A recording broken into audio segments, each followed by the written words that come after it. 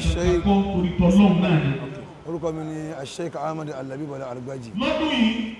jẹ́ kan nínú àwọn ọmọ mọ́sálásí tí bàbá wa fi ilẹ̀ jẹ́ kan nínú àwọn ọmọ abẹ́dájú kọ́ lọ́dún yìí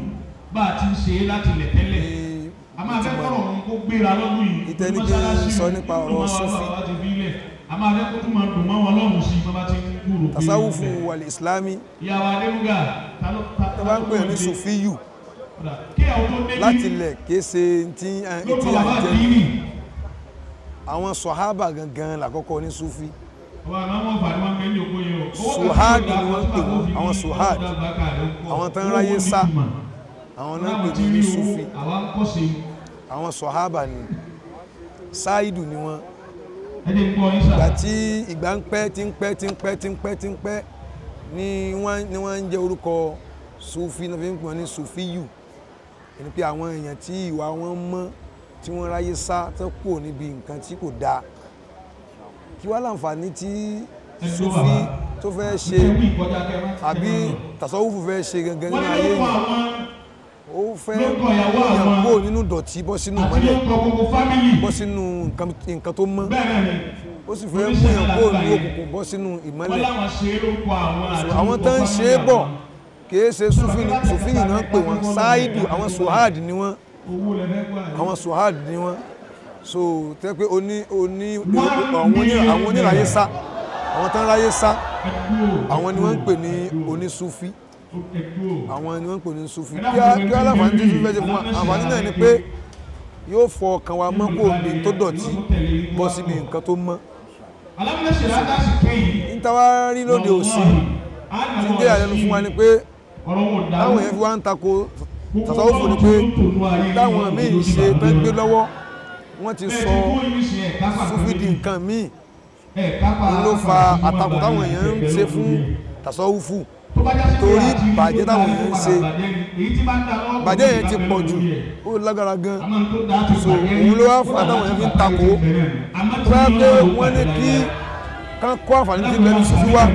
àǹfààní yẹn pọ̀ gan tí ò bá sí Sufi gan kò sí Islam tí ò bá sí Sufi kò sí Islam nítorí pé àwọn ìwà tó mọ́ ní Islam kọ́ wa pé ká wá wù àwọn ìwà tá Nábì kọ́ àwọn sọ̀hábà wá ń wo àwọn ìwà yẹn náà fi wá ń sọ wọ́n ní suhadu ó wá change sí Sufiyu so àwọn suhadu àwọn aráyé sá àwọn náà di Sufiyu so tí o bá sí ìwà tá Nábì kọ́ àwọn sọ̀hábà pé ká máa wù kò sí Islam. àwọn tó jẹ́ àgbà báwo ni wọ́n ṣe àwọn ìwà lọ́wọ́ ní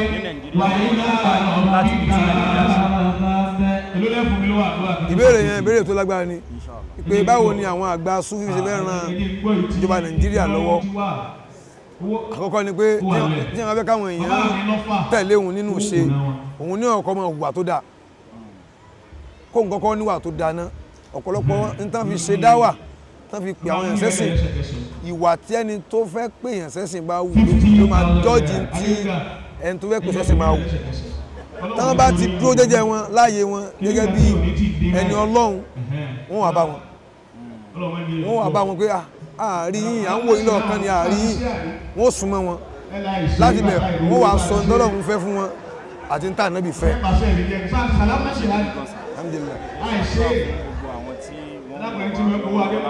gbogbo àwọn tí wọ́n ń wà lọ́wọ́lọ́wọ́ lágbàáyé pátá nínú ìbẹ́lọ́run fún èèyàn lè máa kó mọ̀ ní nǹkan tí ó máa bà nínú jẹ́ lọ́wọ́lọ́wọ́ báyìí yóò ní nǹkan tí ń ṣe kálukú tí ń dùn ún Ọlọ́run yóò bá wa mú ẹ̀dùn ọkàn yín yóò bá wa mú kúrò nínú ìgbésí ayé yín yóò wá fi ìfọ̀kànbalẹ̀ sí ààyè ìbẹ̀rù yóò fi ìdùnnú sí ààyè ìbànújẹ́ yóò fi ọrọ̀ sí ààyè òṣì yóò fi ìfàyàbalẹ̀ sí ààyè ìpayà la hawla wala quwwata illa billah. Ispa TV Ọlọ́run kò ní jẹ́ kí ẹ ṣubú láíláí nígbàtí Ispa TV dé yìí ó yàtọ̀ a rí pé ká iṣẹ́ ńlá ni wọ́n ń ṣe iléeṣẹ́ náà ó lágbára gan àkọ́kọ́ tèmi ó bá yín pàdé ni ṣùgbọ́n mo ti rí ọwọ́ yín kìí ṣe ẹgbẹ̀rún lórí nẹ́ẹ̀tì láyé ó nẹ́ẹ̀tì ẹ̀yìn sì gbé prógrámù kí prógrámù gbogbo ohun tẹ́ ẹ máa ń ṣe tó jọtọ̀ lọ́wọ́ tàbí Muhammad Ispa TV ọlọ́run ò ní jẹ́ kó ṣubú láíláí ẹni tó jẹ́ aláṣẹ ẹbẹ̀ kò ní ṣubú láíláí gbogbo àwọn òṣìṣẹ́ ẹbẹ̀ àní ṣubú láíláí la hawla wala quwwata illa billahi al-aliyyil azim.